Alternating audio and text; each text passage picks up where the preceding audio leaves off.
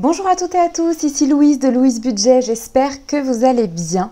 Aujourd'hui, on va parler d'attirer l'argent et notamment de la fameuse loi d'attraction dont j'entends parler depuis des années sans vraiment trop oser y croire. Et je me suis posé la question de savoir si c'était possible ou non. Est-ce que ça existe vraiment, la loi de l'attraction ? Ce qui m'a donné envie de faire cette vidéo, il y a plusieurs choses, je vous expliquerai après. Mais en tout cas, c'est parti d'une discussion avec plusieurs abonnés autour de l'énergie qui gravite autour de l'argent, des petites manies, parce que voilà, j'avais écrit un email au sujet des petites manies, les gens en fait un peu superstitieux, qu'est-ce qu'ils faisaient pour attirer l'argent, quelles affirmations ils se disaient pour pouvoir faire en sorte que l'univers soit favorable à l'abondance pour eux, en passant par les rituels, les croyances fortes, parce que l'argent c'est aussi ça, c'est aussi des croyances. Déjà, qu'est-ce que c'est que la loi de l'attraction? Vous comprendrez pourquoi j'ai envie d'en parler quand même aujourd'hui. La loi de l'attraction, c'est ce qu'on appelle une loi universelle. En fait, ça consiste à croire qu'il y a un lien direct entre nos pensées et la réalité. En gros, ce sur quoi on choisit de se concentrer finit par devenir la réalité. Pendant des années, il y a des gourous, notamment du développement personnel, qui ont expliqué que si on était des gens positifs, on attirait d'autres personnes positives et que du coup, il fallait travailler sur le fameux concept de la pensée positive. C'est un petit peu réducteur, c'est pas que ça la loi de l'attraction, mais ça n'empêche que ça ressemble beaucoup à ça. Je pense positif, donc j'attire le positif. Si je pense à l'argent d'une façon qui lui donne envie, entre guillemets, de se loger chez moi, eh bien l'argent, entre guillemets, coulera à flot. Alors je dis entre guillemets parce que vraiment, moi je ne suis pas quelqu'un de forcément très spirituel et je trouve ça très très simpliste. Donc j'ai vraiment creusé la question pour que ça parle à des gens terre à terre, peut-être comme vous, en tout cas comme moi. Et je respecte complètement, il y a notamment de nombreuses cultures qui considèrent que l'énergie de l'argent, c'est une énergie très spirituelle. Et ça m'interroge, ça m'intéresse aussi. Le Feng Shui, par exemple, pour ceux qui connaissent. Voilà, c'est une méthode pour harmoniser l'énergie, c'est une méthode chinoise, c'est un art ancestral, parle de comment attirer l'argent. Donc voilà, dans certaines cultures, c'est pas un folklore, dans certaines cultures, c'est réel. On a des techniques, des moyens pour attirer l'argent. Ceci étant dit, moi j'aimerais me concentrer sur les règles qui, dans ma vie, en tout cas, m'ont permis d'attirer l'argent. Que ce soit spirituel ou pas, en tout cas, moi j'ai tendance à l'expliquer de façon rationnelle, mais j'ai envie de vous les partager pour que peut-être vous ayez envie de les mettre en place aussi et de les tester. Alors, la règle numéro 1 que j'ai mis en place dans ma propre vie,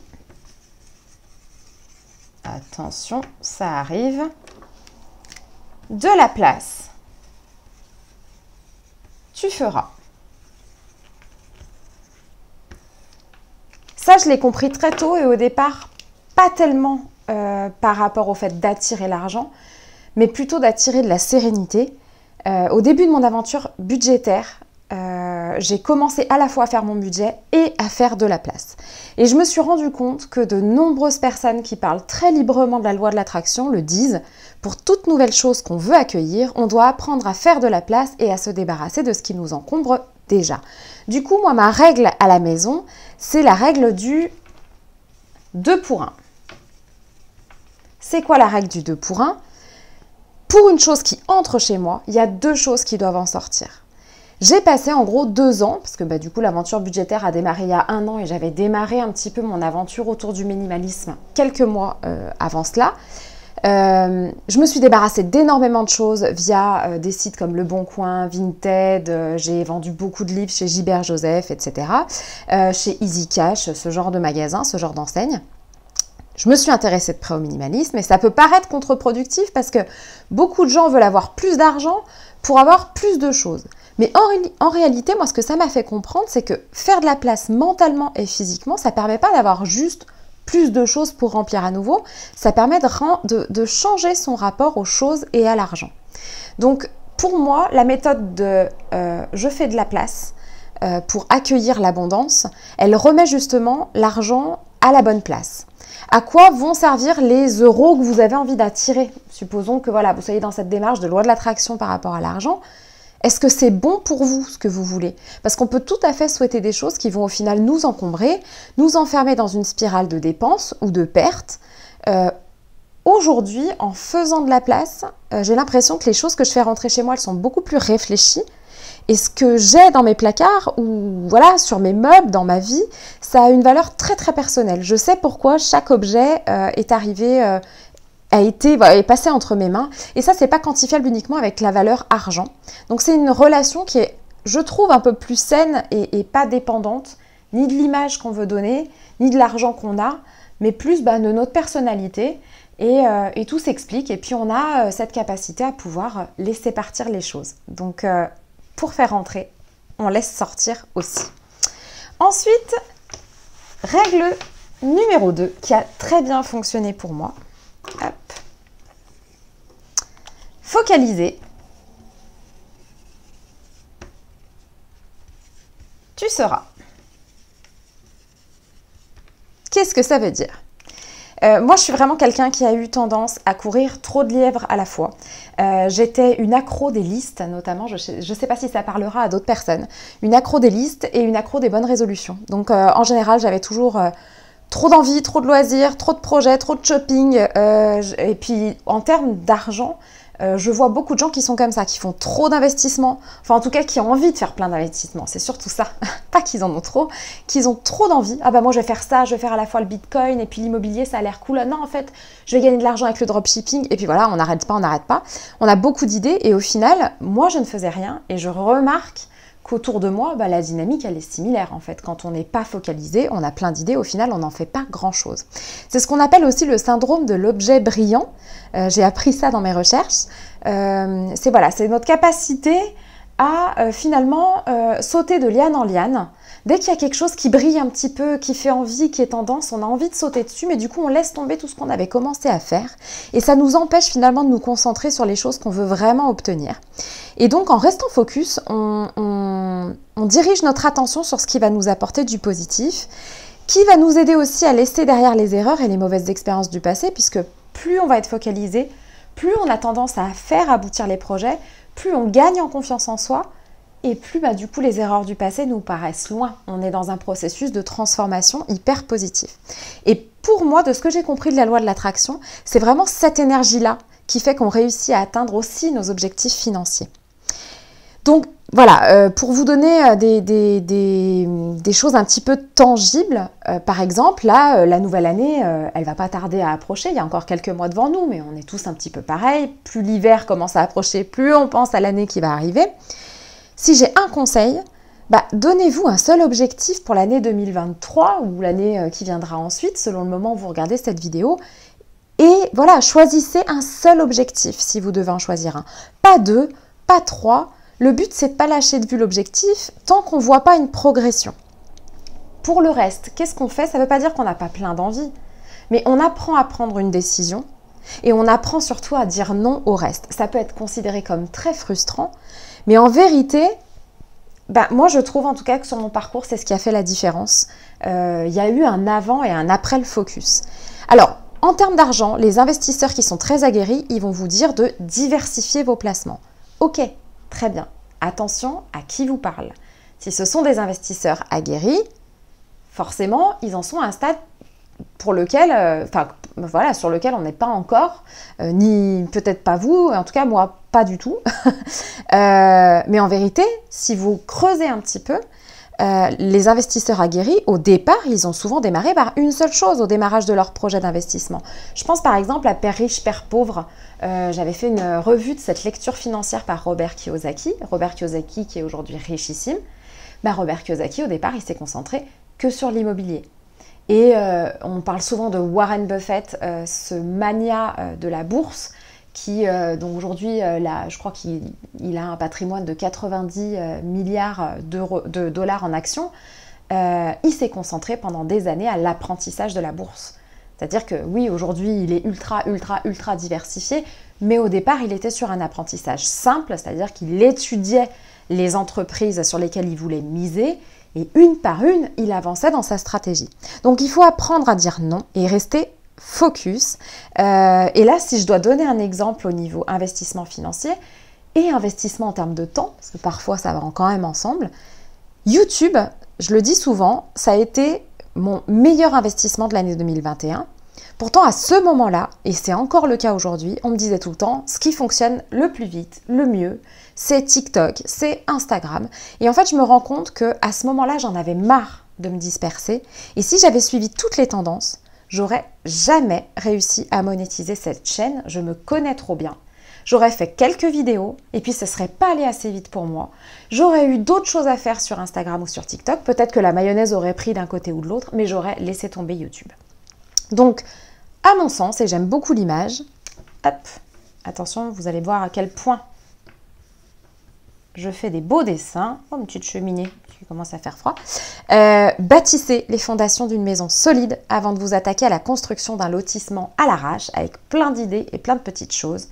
Restez focalisés, les résultats viennent et je trouve que c'est vraiment valable aussi pour l'argent. Ensuite, c'est parti pour la règle numéro 3. Je l'aime beaucoup aussi celle-là.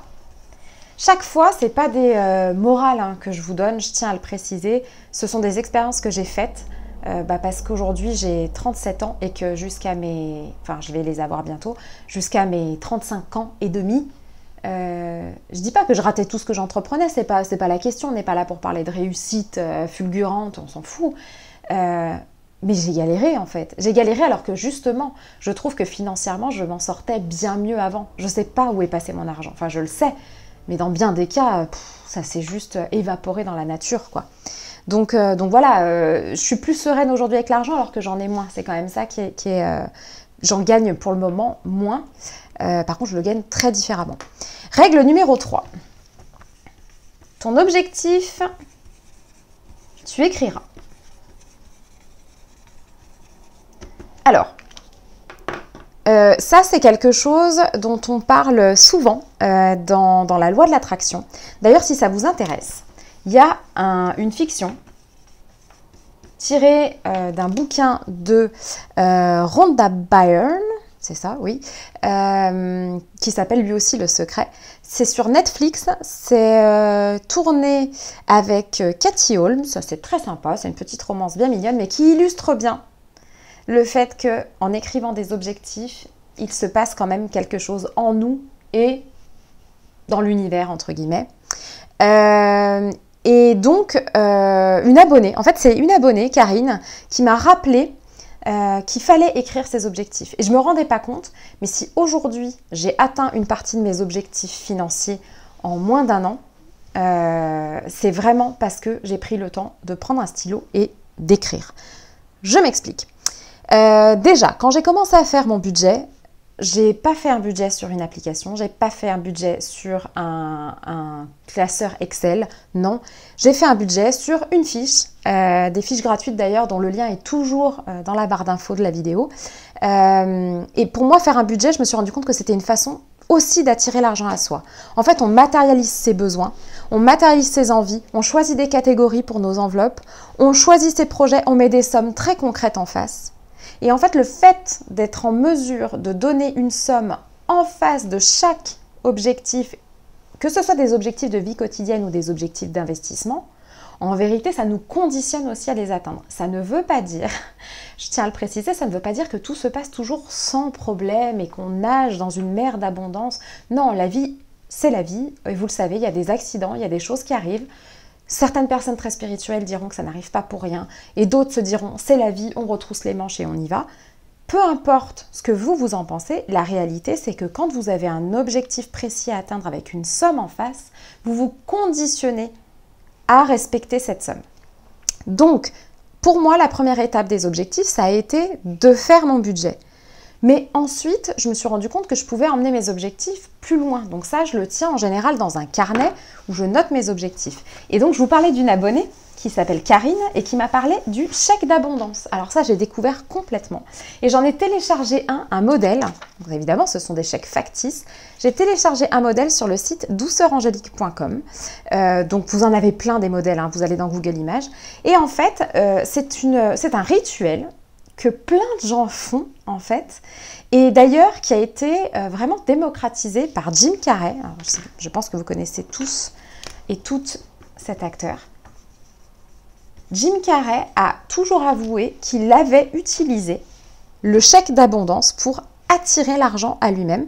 Donc il a utilisé cette technique. En pratique, il n'avait rien du tout. Il n'avait jamais obtenu un rôle quand il le faisait. Et il n'avait pas spécialement d'argent. Enfin, il disait que vraiment, il était à ses débuts de comédien et c'était très très difficile. Et en fait, il a créé lui-même avec ses petites mimines un chèque comme ça. Et il s'est rédigé un chèque de 10 millions de dollars pour service d'acteur rendu. Il a noté, je vais vous faire un petit exemple. Voilà, en gros, 10 millions de dollars.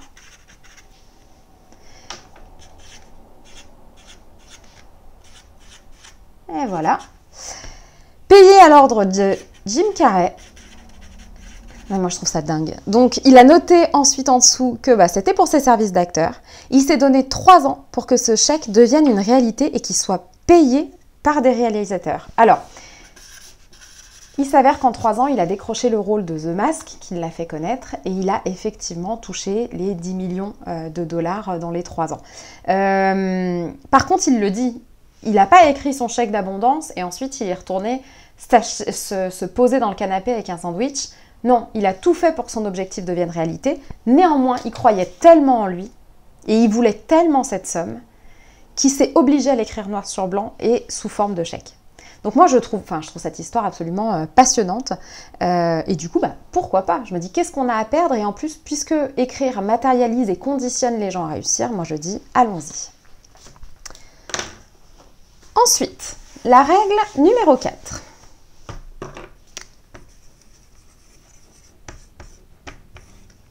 Alors celle-là, elle m'épate moi-même, mais vous comprendrez pourquoi. Ça a été un de mes très très gros problèmes pendant longtemps. De toi, tu prendras soin.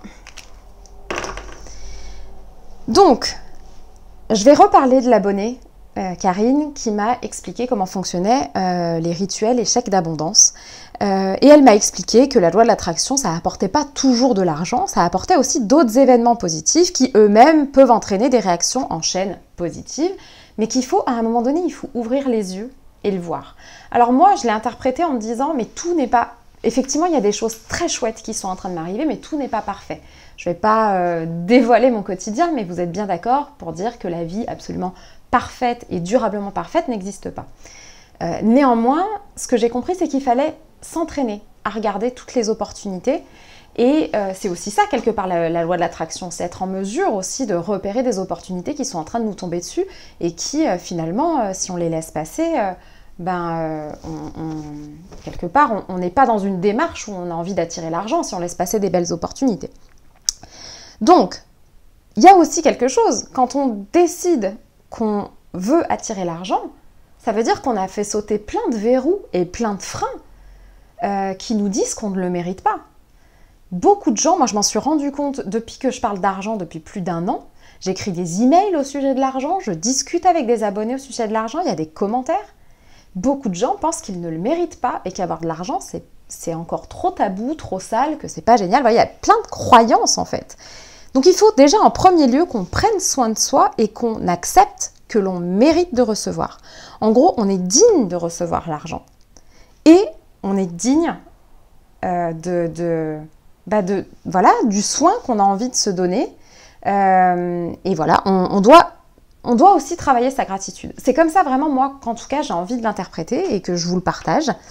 Mais comment est-ce qu'on peut faire? Voilà, quand ça fait des années qu'on se dit qu'on est toujours à découvert, qu'on est nul avec l'argent, qu'on s'est endetté pour des conneries, que du coup, on est né dans une famille dans laquelle il n'y avait pas d'argent, pas d'éducation financière, du coup, on n'a aucune base, et voilà, et qu'on est dans ce circuit comme ça de négativité qui se comprend totalement, comment est-ce qu'on peut faire pour s'en sortir, en fait? Et vraiment, ça tient à ça. Il faut qu'on apprenne à prendre soin de nous. Prendre soin de nous, c'est prendre soin de son mental, prendre soin de son corps, prendre soin de sa relation aux autres. Et tout ça, dans un cercle vertueux, fait que finalement, l'argent va aussi dans les bonnes mains. Et les bonnes mains, c'est les vôtres. Enfin voilà, vous en êtes digne, vous le méritez. Et donc, Prendre soin de son mental, ça va se jouer sur des petites choses. Vous n'avez pas besoin de dépenser des milliards. Lire des livres, apprendre une nouvelle langue, jouer, juste jouer, consulter des spécialistes si vous en avez besoin, ralentir, pas passer tout votre temps libre sur un écran, juste vous intéresser à votre santé en général, c'est déjà prendre soin de votre mental et de votre corps d'ailleurs. Prioriser le sommeil, mieux manger, faire du sport. Moi je vous dis ça, je suis une insomniaque. En fait, des fois, certains abonnés sont étonnés parce que ma réponse, elle est à 4h30 du matin. Donc non, je suis pas... voilà, tout n'est pas parfait. J'essaye. et du coup, je sens que ça a des résultats. Mais voilà, il y a encore plein de petits curseurs à ajuster. Néanmoins, j'essaye de donner de l'attention à ça. Du coup, j'ai 2 exemples à vous proposer sur le fait que, 1, on peut être conditionné à ne pas recevoir de l'argent ou à ne pas être la personne qu'on a envie d'être. Et sur le fait que de prendre soin de soi, ça change tout. Le premier exemple, pour moi en tout cas, c'est le sport. Je vous disais, prendre soin de son corps, bah forcément, n'importe quel médecin vous dira que ça passe aussi par le sport. Et en fait, je me suis toujours dit que j'étais pas sportive. Tout le monde m'a toujours dit que j'étais pas sportive. Mes profs de PS se moquaient de moi. Mes parents se moquaient de mes notes en EPS, éducation physique et sportive. J'étais conditionnée en fait par moi-même et par les autres. Et vraiment, pour moi, le sport, c'était nul. J'étais dégoûtée du sport depuis l'enfance et c'était pas pour moi. Point. C'était réglé. Et puis, quand je suis tombée malade, ma psy m'a expliqué qu'en gros, le sport, enfin, je m'étais fait toute une montagne du sport et que c'était juste du mouvement. Et que bouger pour un humain, bah, c'est vachement bien. C'est tout, c'est super bon pour nous, ça donne de l'énergie, ça produit des petites endorphines du bonheur, donc on est content, ça fait se sentir zen, bien, etc. Et petit à petit, à force d'entendre ce discours, que non, le sport, c'est pas forcément la compétition, c'est pas forcément être une athlète, c'est pas forcément briller, ben, j'ai changé de paradigme. Je me suis dit, si je dois juste bouger, je vais faire ce qui est le plus naturel pour moi, et je vais commencer par marcher. J'ai envie de marcher dans la nature et d'observer les animaux. Et en fait, j'ai commencé comme ça, en me faisant plaisir. Et aujourd'hui, c'est arrivé petit à petit, mais en me déconditionnant de mes anciennes croyances, aujourd'hui, je vais marcher tous les jours. De temps en temps, j'allume la musique et je me mets à danser en faisant la cuisine. Ma fille me rejoint, ça devient la grosse fête à la maison. Je fais des entraînements en vidéo sur YouTube. Je vais dans une salle de sport, j'arrive même pas à y croire moi-même, 3 fois par semaine, toutes les semaines. Et quand je le dis à des gens qui me connaissent pas très bien, ils me disent « Ah, t'es quand même vachement sportive ». Et je suis là, je dis « Non, moi je suis pas sportive du tout ». Donc je suis encore conditionnée. Peut-être qu'un jour je me dirais « Je suis sportive ». Mais comment dire? C'est comme si il y avait encore cette trace qui me dit en moi « Non, tu n'es pas sportive ». Pour autant, plus je change de paradigme et plus je commence à accepter que oui, le sport fait partie de ma vie et que c'est bénéfique. Donc prendre soin de soi, des fois, ça demande à lever des freins et des choses qu'on s'est dit sur nous-mêmes qui sont fausses. Et ensuite, le deuxième exemple. Alors, je vais vous... En fait, le bureau sur lequel je travaille, le bureau que je vais... Enfin, c'est dingue, en fait. Je vais vous expliquer l'histoire qui va derrière. En gros, après mon burn-out, j'ai encore des séquelles, en fait, clairement, de mon burn-out. C'est complètement impossible pour moi de rester concentrée longtemps en position assise et devant un écran. Et du coup, j'ai pris des manies qui sont hyper pénibles. Je le sens parce que mon mari fait du télétravail de temps en temps et je sens que ça le gonfle, pour être honnête. Je bouge mes pieds, je bouge mes jambes sans arrêt, je fais des espèces de bruits, je parle toute seule, je procrastine. Et voilà, je procrastine, des fois je prends mon téléphone et j'étais en train de faire quelque chose et je suis là et je vais sur TikTok machinalement et puis je suis un peu énervée. Et puis... Bon bref, j'arrive pas à me concentrer trop longtemps. Et notamment en position assise. Et donc, sur TikTok, petit à petit, je suis tombée sur des gens qui faisaient des vidéos de routine bien-être, comment j'ai amélioré ma vie en faisant du télétravail, comment j'arrive à être productive, etc. Donc, j'ai regardé ce genre de vidéos. Et ces gens-là bossaient souvent sur des bureaux debout. Donc, des bureaux qui permettent de bosser, non pas en position assise, mais de pouvoir être libre de ses mouvements et d'être debout. Et ça m'a donné envie. Et en fait, petit à petit, je me suis dit, pendant je ne sais pas combien de semaines, je me suis dit, mais en fait, c'est ça qu'il me faudrait. Mais non, mais c'est vraiment ça qu'il me faudrait. Et en fait, ça revenait dans ma tête. Il faut savoir que jusqu'à aujourd'hui, je n'ai jamais accepté des partenariats produits sur ma chaîne. Je ne veux pas que cette chaîne devienne une page de pub géante. Mais là, en fait, ce qui est arrivé pour moi, je suis toujours pas dans la spiritualité, mais il y a vraiment quelque chose qui fait, c'est comme si j'avais fait la place pour le bureau sur lequel je suis en train de travailler, puisque vous vous en doutez, je suis en train de travailler debout actuellement. j'ai une marque qui m'a contactée pour me proposer un partenariat.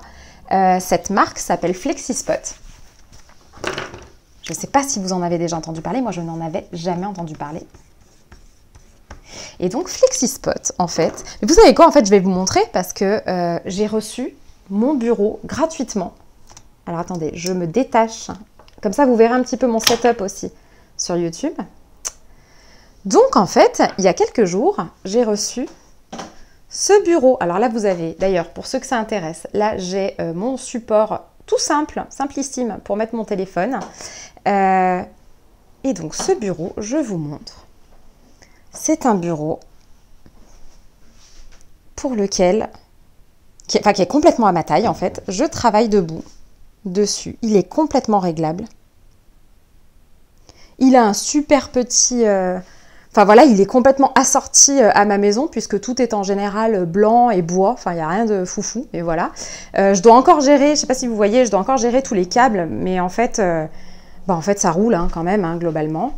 Et en fait, ce bureau, il descend, il remonte. Je mémorise les positions. Alors attendez, j'ai pas... Non, celle-là, je ne l'ai pas mémorisée. Mais en gros, hop... Je sais qu'à 102, je suis sur la bonne position, 102, 103. Voilà, donc je peux mémoriser effectivement ma position ici. Il faut que je le prenne en main, c'est arrivé il y a quelques jours. Et donc, sur ce petit bureau qui vient à peine d'arriver dans ma vie, ben, moi, j'en reviens pas, quoi. J'ai vraiment imaginé, fait de la place dans ma vie pour avoir des choses qui me plaisent. J'ai refusé plein de partenariats. Pour être tout à fait honnête, il y a énormément de sites de cashback qui me contactent, des sites pour des applications diverses et variées. On m'a proposé des aspirateurs, on m'a proposé plein de trucs, mais en fait je me dis comment je peux décemment parler de ces choses-là alors que moi, mon job aujourd'hui sur ma chaîne YouTube, mon job au quotidien, c'est de parler de à la fois ce que j'arrive à faire avec mon budget et à la fois ce que j'arrive à faire avec ma chaîne YouTube. Et en fait, cette chaîne YouTube, bah voilà, c'est parti d'une petite idée qui m'a procuré des envies, j'ai fait de la place pour, et aujourd'hui, j'ai le partenariat que je voulais. C'est-à-dire que c'est un partenariat qui touche à l'univers quand même du travail, du télétravail. J'enregistre toutes mes vidéos maintenant dessus. Donc pour moi, c'est pas anodin, ça tombe au beau moment, et j'ai dit non à plein de choses avant que ça arrive. Donc, si ça peut vous rassurer. Donc moi, je suis toute complètement éberluée par mon petit bureau. Je suis heureuse comme pas permis. Enfin, j'ai une gratitude infinie pour ce partenariat. D'ailleurs, je le précise, je n'ai pas été payée. Ils m'ont envoyé, voilà, ils m'ont proposé le partenariat en me disant si vous voulez, on vous envoie un bureau réglable en hauteur. Mais oui, mais oui, bien sûr. Mais comme je vous le disais, dire ce grand oui est passé par beaucoup de non qui auraient pu pour le coup me rapporter de l'argent et pas seulement des produits. Mais voilà. Donc aujourd'hui, j'ai accepté ce partenariat. Du coup, je vous ai montré le petit bijou et j'espère que ça vous donnera envie aussi n'hésitez pas, voilà, n'hésitez pas à créer un peu votre univers mentalement, physiquement, pour attirer les bonnes choses. Voilà, je vous disais, je suis pas très spirituelle, mais alors ça, c'est vraiment pour moi, c'est un truc que j'ai pas vraiment conscientisé et je suis vraiment dans la gratitude que ce soit arrivé. Je m'arrête là-dessus. Et hop, je vous parle de la dernière règle, la règle numéro 5. J'espère pouvoir vous le montrer, ce bureau d'ailleurs, quand j'aurai rangé tous mes petits câbles et tout. J'aurais voulu réussir à le faire, mais voilà, je ne me suis pas encore plongée. J'ai juste bossé dessus, ce qui est déjà génial. Eh bien, la règle numéro 5, c'est les étapes à parcourir. 3 petits points. Tu accepteras.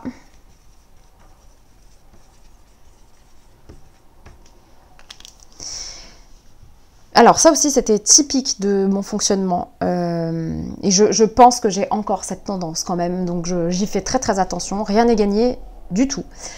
Je pense qu'en général, on se met trop d'objectifs en une semaine, un mois, un an. En fait, on s'épuise, on veut vraiment réaliser les choses très vite et même tout de suite. Et je l'avais expliqué dans une autre vidéo, mais il y a vraiment quelque chose qui aide, c'est de découper le monstre. Le monstre, c'est les énormes projets, les énormes objectifs qu'on veut atteindre en petits morceaux. Il faut accepter, pour passer au morceau d'après, d'être confortable avec chaque petite étape qui vient avant. Et en fait, changer ma relation avec l'argent, ça a pris énormément de temps. Ça a démarré par contre avec un tout petit pas. Le premier pas, ça a été de faire un budget. Vous avez une vidéo que je vous remettrai par là, une petite vidéo dans laquelle vous avez moi qui démarre avec mes petites fiches, mes petits crayons et qui note toutes mes taxes, toutes mes charges, toutes mes catégories d'enveloppes. Ça a démarré juste avec ça. Ensuite, j'ai travaillé sur mon découvert. La cause, les conséquences, les moyens de renflouer ce découvert qui n'en finissait plus depuis des années. Seulement après, une fois que j'avais réglé cette question-là, j'ai appris à prévoir, j'ai appris à épargner du coup, je me suis documentée, je me suis posé des questions pour apprendre à gagner plus. Comme par hasard, au moment où je me dis il faut que je gagne plus, la chaîne YouTube est monétisée. Petit à petit, ça commence à remplacer le job que j'avais avant. Je vous disais que j'avais un meilleur salaire. Pendant des années, j'ai gagné 3 000 € net. Aujourd'hui, j'en gagne 1 600 à peu près par mois net avec mon travail de youtubeuse, entre guillemets. Je ne sais pas si on peut dire ça vraiment comme ça. Je suis nettement plus heureuse. Je me sens bien plus guérie que je ne l'étais il y a encore un an. Mais tout ça, ça a pris des étapes. Ça peut paraître long, mais en fait, à un moment donné, si je donnais l'exemple du sport tout à l'heure, c'est exactement l'exemple qui revient en plus à chaque nouvelle année. On passe d'une année, enfin même pas d'une année, on passe parfois d'une vie, moi c'était mon cas, à ne rien faire physiquement et tout d'un coup se dire « Hé, c'est bon, demain je vais à la salle de sport tous les jours et je me mets à porter des poids super lourds et à courir un marathon dans 3 mois. » Et franchement, si j'avais commencé avec des objectifs aussi hauts pour le sport, pour mon budget, pour le minimalisme, mais je vous le dis, j'aurais tenu une semaine à tout casser comme avant en fait. Comme avant, c'est-à-dire que fin janvier, j'avais tout laissé tomber de mes bonnes résolutions. D'ailleurs, j'ai arrêté ça, les bonnes résolutions. Quand j'ai un objectif, j'essaye de commencer à travailler dessus le lendemain. Tant pis pour le 1er janvier, on s'en fout, même si ça peut être utile de se motiver le 1er janvier, il y a plein d'autres dates où c'est possible aussi. On ne peut pas changer du jour au lendemain des habitudes qu'on a construites toute notre vie. Ça, c'est pas possible. Et pour le budget, c'est vraiment ça. Commencez à être à l'aise avec l'idée d'un budget avant de vous dire « mais moi, demain, je deviens riche ». Parce que c'est... Vous pouvez devenir riche si vous êtes toujours une passoire et que vous dépensez, ça ne changera rien au problème principal. Donc on règle les problèmes les uns après les autres. Là encore, je ne le dis pas de façon moraliste, je souffre encore de cette espèce de syndrome de « on veut aller trop vite », je le vis encore tous les jours. Donc ne sautez pas les étapes, créez des habitudes d'abord et acceptez. Surtout, je le redis, acceptez de prendre soin de vous. Acceptez que ça va changer la donne sur votre vision de l'argent aussi. Et que peut-être qu'on croit ou qu'on ne croit pas à la loi de l'attraction, mais en tout cas, il y a des moyens d'attirer l'argent. J'espère que ces 5 règles, vous l'auront prouvé.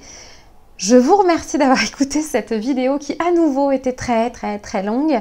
Je vous souhaite une très belle journée, une très belle semaine et je vous fais plein de bisous. Donc prenez bien soin de vous et de vos petits sous. À plus tard, bye bye.